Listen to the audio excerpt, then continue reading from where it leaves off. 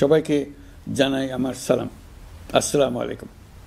আজ 25শে মার্চ, মানব সভ্যতার ইতিহাসে কলঙ্কিত এক হত্যাযজ্ঞের দিন।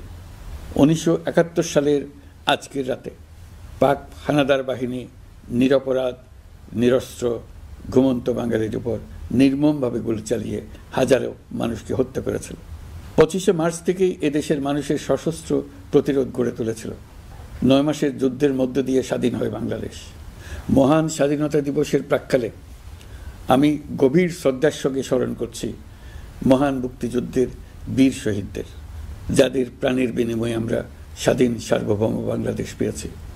9 মাসের রক্তক্ষয়ী যুদ্ধে লক্ষ লক্ষ শহীদ ও 2 লাখ নির্যাতিত নারীর আত্মত্যাগ পৃথিবীর মানচিত্রে বাংলাদেশ নামে একটি স্বাধীন ভূখণ্ডের জন্ম দিয়েছিল। মুক্তিযুদ্ধের এই বীরদের প্রতি আমার সালাম। সেই সঙ্গে 24শে জুলাই অভ্যুত্থানে নিহত হাজারো শহীদ ও আহত, যারা বৈষম্য, শোষণ, নির্যাতন এবং নিপীড়নের বিরুদ্ধে বুক চিতিয়ে দাঁড়িয়েছিল, তাদের প্রতি সমগ্র জাতির পক্ষ থেকে আমি সশ্রদ্ধ সালাম জানাচ্ছি। দেশের সকল জায়গা থেকে খবর এসছে যে এই রমজানের দ্রব্যমূল্য আগের তুলনায় কমেছে, জনগণ স্বস্তি পেয়েছে। দাম নিয়ন্ত্রণে এই প্রচেষ্টা চলমান থাকবে। প্রিয় দেশবাসী, গত 16 বছরে শেখ হাসিনা যে ভয়াবহ লুটপাট কায়েম করেছিল, আপনারা সেটার ভুক্তভোগী ছিলেন। ছাত্র জনতার অভ্যুত্থানের মুখে তারা পালিয়ে যাবার সময় এক লণ্ডভণ্ড অর্থনীতি রেখে গেছে। এই পরিস্থিতিতে দায়িত্ব নেবার পর অর্থনীতি পুনরুদ্ধারের জন্য অন্তর্বর্তী সরকার নানা উদ্যোগ নিয়েছে। ব্যাংকিং খাতে শৃঙ্খলা ফিরেছে। ক্রমান্বয়ে অর্থনীতির অপরাপর সুযোগগুলো ইতিবাচক ধারায় ফিরতে শুরু করেছে। এই সরকারের সবচেয়ে বড় চ্যালেঞ্জ মূল্যস্ফীতি। ফেব্রুয়ারিতে মূল্যস্ফীতি 9.32% নেমে এসছে, যা 22 মাসের মধ্যে সর্বনিম্ন। আগামী জুন মাসের মধ্যে এটি 8%-এর নিচে নেমে আসবে বলে আশা করছে। দেশের ধ্বংসপ্রাপ্ত অর্থনীতিতে স্বস্তি এনে দিয়েছে আমাদের প্রবাসী ভাই বোনেরা। অন্তর্বর্তী সরকার দায়িত্ব নেবার পর থেকে রেমিটেন্স ধারাবাহিকভাবে বেড়েছে। ফেব্রুয়ারি মাসে রেমিটেন্স প্রবাহ রেকর্ড গড়েছে। পলাতক সরকারের আমলে চট দখলের মতো দেশের ব্যাংকগুলো দখল করে নেওয়া হয়েছিল। আমানতকারীর টাকাকে তারা নিজেদের ব্যক্তিগত টাকায় রূপান্তরিত করে ফেলেছিল। অন্তর্বর্তী সরকারের অন্যতম কাজ ছিল ব্যাংকিং ব্যবস্থায় আস্থা ফিরিয়ে আনা, আমানতকারীর স্বার্থ রক্ষা করে নিয়ম শৃঙ্খলা প্রতিষ্ঠা করা, হিসাবপত্রে বিশ্বাসযোগ্যতা স্থাপন করা। ব্যাংকিং ব্যবস্থায় আস্থা প্রতিষ্ঠা করা গেছে। এর ফলে অর্থনীতিতে শৃঙ্খলা ফিরেছে। অন্তর্বর্তী সরকারের অর্জনগুলোর মধ্যে এটা ছিল খুবই গুরুত্বপূর্ণ। মাত্র 30% টাকায় জমির মালিক হয়ে নতুন বাংলাদেশের গড়ে তোলার স্বপ্ন দেখা বাংলা বসতি। গত সরকারের লুটপাটের মহোৎসবে গত 15 বছরে $234 বিলিয়ন পাচার হয়েছে। এটা আমরা জানি। কত রকমভাবে পাচার হয়েছে তাও জানার বিষয়।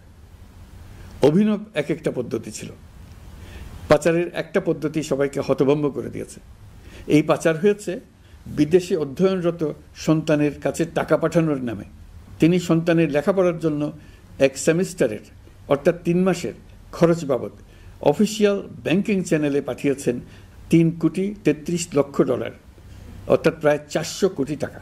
পাচারের এর চাইতে বেশি তাক লাগানো পন্থা আর কি আছে, তার কোনো সীমা আছে বলে আমার মনে হয় না। আইন, নিয়ম, নীতির জায়গায় যখন হরিলুট প্রতিষ্ঠিত হয়, তখন এমন সব কিছুই সম্ভব। এই অর্থ পাচারকারীদের দ্রুত আইনের আওতায় নিয়ে আসার লক্ষ্যে ইতোমধ্যে আন্তর্জাতিক তৎপরতা জোরদার করা হয়েছে। জানুয়ারি মাসে সুইজারল্যান্ডের ডাভোসে গিয়েছিলাম।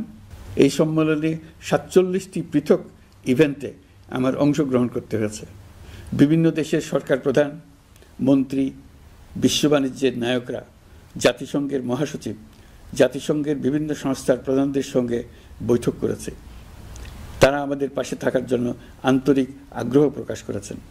আমি সংযুক্ত আরব আমিরাতকে আমাদের দেশে শিল্প কারখানা গড়ে তোলার জন্য একটি শিল্পাঞ্চল করার প্রস্তাব দিয়েছি। তারা এই বিষয়ে আগ্রহ জানিয়েছে। শিল্পাঞ্চলে 2টি কাজ দিয়ে তারা শুরু করবে, এই জন্য কথাবার্তা শুরু হয়েছে। আগামীকাল 4 দিনের সফরে আমি চীন যাচ্ছি। প্রেসিডেন্ট শি জিনপিংয়ের সঙ্গে আমার বৈঠক হবে। চীনের বড় বড় ব্যবসায়িক প্রতিষ্ঠানের সিইওদের সঙ্গেও বৈঠক করব। পৃথিবীর সর্ববৃহৎ চাইনিজ সোলার প্যানেল নির্মাতা প্রতিষ্ঠান লংজি বাংলাদেশে কারখানা স্থাপনের আগ্রহ জানিয়েছে। আমরা তাদের সঙ্গে কাজ করছি। এছাড়া প্রযুক্তিগত সহায়তা, মেডিকেল সহায়তা, স্বল্প মূল্যে চিকিৎসা সহ অন্যান্য বিষয়ে আলোচনা হবে। তারা আমাদের দেশ থেকে আম, কাঁঠাল ও পেয়ারা আমদানি করতে চায়। এটা খুব দ্রুতই শুরু হবে। এই সফরের মধ্য দিয়ে আমাদের দু দেশের সম্পর্ক ঘনিষ্ঠতর হবে। পারমাণবিক বিদ্যুৎ কেন্দ্রের কাজ যথাসময়ে শেষ করার বিষয়ে আমরা জোর দিয়েছি। রোসাটমের মহাপরিচালক আমাকে বলেছেন শিগগিরই বিদ্যুৎ কেন্দ্রটি পরীক্ষামূলকভাবে চালু করা হবে। আমাদের পণ্য পৃথিবীর পণ্য। এই পণ্য নেপালে যাবে, ভুটানে যাবে, ভারতের 7 সিস্টার্সে যাবে। প্রতিবেশীদের পণ্য আমাদের এখানে আসবে, সারা পৃথিবীর কাছে পৌঁছে যাবে। এইভাবেই এটি একটি লাভজনক অর্থনৈতিক অঞ্চল হিসেবে দাঁড়িয়ে যাবে। বাংলাদেশের সবচেয়ে বড় সমস্যা সীমাহীন দুর্নীতি। স্বৈরাচারী সরকার এই দুর্নীতিকে বিশ্বের শীর্ষস্থানে নিয়ে গেছে। দুর্নীতির ফলে শুধু যে সবকিছুতে অবিশ্বাস্য রকম ব্যয়বৃদ্ধি পাচ্ছে তাই না, এর ফলে সরকার ও জনগণের সকল আয়োজন বিকৃত হয়ে যায়। সরকারের লক্ষ্য, নীতিমালা, প্রাতিষ্ঠানিক আয়োজন, সরকারি কর্মকর্তাদের দায় দায়িত্ব যা কিছু কাগজে লেখা থাকে তার সব কিছু অর্থহীন হয়ে যায়। পুরো বিশ্ব বুঝে গেছে আমরা জাতি হিসেবে সততার পরিচয় বহন করি না। এটা শুধু জাতীয় কলঙ্কের বিষয় নয়, আন্তর্জাতিক বাণিজ্যে এটা আত্মঘাতী বিষয়। দেশবাসীর মতো আন্তর্জাতিক সম্প্রদায়ও চায় আমরা দুর্নীতিমুক্ত হই, কারণ তারা আমাদের সঙ্গে ব্যবসা বাণিজ্য সম্প্রসারণ করতে চায়। দুর্নীতিমুক্ত হতে না পারলে ব্যবসা বাণিজ্য কিছুই চলবে না। দুর্নীতি থেকে মুক্ত হওয়া ছাড়া বাংলাদেশের কোনো গতি নেই। গত ফ্যাসিস্ট সরকারের সময় দায়ের করা রাজনৈতিক হয়রানিমূলক মামলাগুলোর মধ্যে সারা দেশে পর্যন্ত ৬,২৯৫টি মামলা প্রত্যাহারের সুপারিশ করা হয়েছে। অন্যান্য সকল হয়রানিমূলক মামলাও ক্রমান্বয়ে প্রত্যাহার করা হচ্ছে। এছাড়া এ পর্যন্ত সাইবার সিকিউরিটি আইনের অধীনে বিচারাধীন স্পিচ অফেন্স সংক্রান্ত ৪১৩টি মামলা প্রত্যাহার করা হয়েছে। এই আইনটি অবিলম্বে বাতিল করে নাগরিক বান্ধব সাইবার সুরক্ষা আইন করা হচ্ছে। আপনারা শুনেছেন আমি স্টারলিংকের প্রতিষ্ঠাতা এবং বিশ্বের শীর্ষ ধনকুবের স্পেস এক্স ও টেসলার মালিক এলন মাস্কের সঙ্গে ফোনে আলাপ করে বাংলাদেশে স্টারলিংকের কার্যক্রম শুরু করার আহ্বান জানিয়েছি। সে অনুসারে কোম্পানির প্রতিনিধিরা এখন বাংলাদেশে তাদের কার্যক্রম শুরুর আয়োজন করছে। তাদের সঙ্গে 3 মাসের মধ্যে বাণিজ্যিক চুক্তি চূড়ান্ত করার কাজ চলছে। স্টারলিংকের মাধ্যমে স্বল্প মূল্যে উচ্চগতির ইন্টারনেট বাংলাদেশের ডিজিটাল জগতে একটা বিপ্লব আনবে। স্টারলিংক সেবা চালু হলে দেশের প্রতিটি গ্রাম, দ্বীপাঞ্চল, দুর্গম পাহাড়ি অঞ্চল অতি উচ্চগতির ইন্টারনেট সেবার আওতায় চলে আসবে।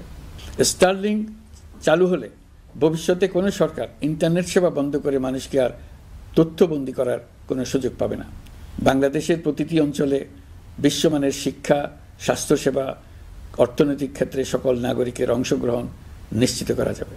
পতিত স্বৈরাচারের নিপীড়নের বর্ণনা উঠে এসছে জাতিসংঘের মানবাধিকার বিষয়ক হাই কমিশনারের কার্যালয়ের রিপোর্টে। গত জুলাই-আগস্ট মাসে বাংলাদেশের ছাত্র, শ্রমিক জনতার উপর শেখ হাসিনা সরকার ও আওয়ামী লীগ যে দমন, পীড়ন ও হত্যাকাণ্ড চালিয়েছে এর পুঙ্খানুপুঙ্খ তদন্ত করে বিস্তারিত রিপোর্ট প্রকাশ করেছে তারা। এই রিপোর্টে স্পষ্টভাবে উঠে এসছে যে শেখ হাসিনা নিজেই নিরাপত্তা বাহিনীর কর্মকর্তাদের নির্দেশ দিয়েছিলেন বিক্ষোভকারীদের হত্যা করতে। বিগত সরকার, আওয়ামী লীগ ও আওয়ামী লীগের সহযোগী গোষ্ঠী ও সংগঠন একত্রিত হয়ে পরিকল্পিতভাবেই গুরুতর মানবাধিকার লঙ্ঘনে জড়িত ছিল। মানবাধিকার বিষয়ক হাইকমিশনারের রিপোর্টে বলা হয়েছে বিক্ষোভ চলাকালে প্রায় ১৪০০ জন নিহত হয়েছেন, যার মধ্যে প্রায় ১৩% শিশু। বিক্ষোভের সম্মুখ সারিতে থাকার কারণে আমাদের জুলাই কন্যারা নিরাপত্তা বাহিনী ও আওয়ামী লীগের সমর্থকদের দ্বারা আক্রান্ত হয়েছে, এমনকি যৌন নির্যাতনের শিকার হয়েছে। জাতিসংঘের রিপোর্ট পড়ে সবার গায়ের লোম দাঁড়িয়ে গেছে। কি ভয়াবহতা! কিভাবে একজন প্রধানমন্ত্রী নিজ দেশে নিরস্ত্র মানুষকে হত্যার পর লাশ লুকিয়ে ফেলার নির্দেশ দিতে পারে? ক্ষমতা আঁকড়ে রাখার জন্য তিনি পৃথিবীর সকল নিষ্ঠুরতা ছাড়িয়ে গেছেন। এটাই জাতিসংঘের প্রতিবেদনে উঠে এসছে। মানবাধিকার বিষয়ক হাইকমিশনার কার্যালয়ের এই রিপোর্টকে আমরা স্বাগত জানাচ্ছি। প্রতিবেদনে যে সুপারিশ করা হয়েছে অন্তর্বর্তী সরকার সেই সুপারিশগুলো গুরুত্বের সঙ্গে বিবেচনা করছে। আপনাদেরকে আশ্বস্ত করে বলতে চাই, যারা গণহত্যায় জড়িত ছিল, যারা নির্বিচারে মানুষ হত্যা করেছে, যারা ইতিমধ্যে হত্যাকারী হিসেবে বিশ্বের কাছে স্বীকৃত, তাদের বিচার এই দেশের মাটিতে হবেই। 38টি রাজনৈতিক দলের কাছে চিঠি দেওয়া হয়েছে। ইতিমধ্যে রাজনৈতিক দলগুলোর সঙ্গে বৈঠক শুরু হয়েছে। দেশের রাজনৈতিক দলগুলো খুবই ইতিবাচকভাবে সংস্কার কাজে সাড়া দিয়েছেন, তাদের মতামত তুলে ধরছেন। কোন রাজনৈতিক দল কোন কোন সংস্কার প্রস্তাবে একমত হয়েছেন, কোনটিতে দ্বিমত হয়েছেন, সেসব তারা জানাচ্ছেন। এটা আমাদের জাতির জন্য অত্যন্ত সুখকর বিষয় যে প্রতিটি রাজনৈতিক দল সংস্কারের পক্ষে মত দিচ্ছেন। ঐকমত্য কমিশনের মাধ্যমে সকল রাজনৈতিক দলের মতামত নেওয়ার কাজ এখন চলমান আছে। কমিশনের লক্ষ্য যে সকল বিষয়ে রাজনৈতিক দলগুলো একমত হবেন সেগুলো চিহ্নিত করা এবং তার একটা তালিকা প্রস্তুত করা। যে সকল দল এতে একমত হয়েছেন তাদের স্বাক্ষর নেওয়া। এই তালিকাটাই হবে জুলাই চার্টার বা জুলাই সনদ। নির্বাচনের ব্যাপারে আমি আগেও বলেছি, আবারও বলছি, এবছর ডিসেম্বর থেকে আগামী বছরের জুনের মধ্যে নির্বাচন হবে।